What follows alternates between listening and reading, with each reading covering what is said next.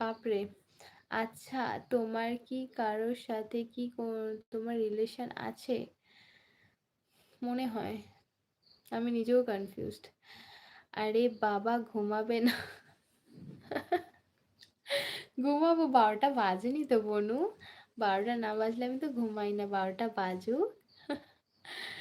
তোমার ইস! কি বাজে কথা। আপনি যে এত সুন্দর বিশ্বাস করলেন না। এটা যার যার চোখ। এটা যার যার চোখ। আমাকে 10 জন যদি থাকে আমাকে 8 জন সুন্দর বলে আমাকে 2 জন খারাপ বলে। আমি 10 জনেরটাই নিই। ব্যাপারটা বুঝতে পেরেছো?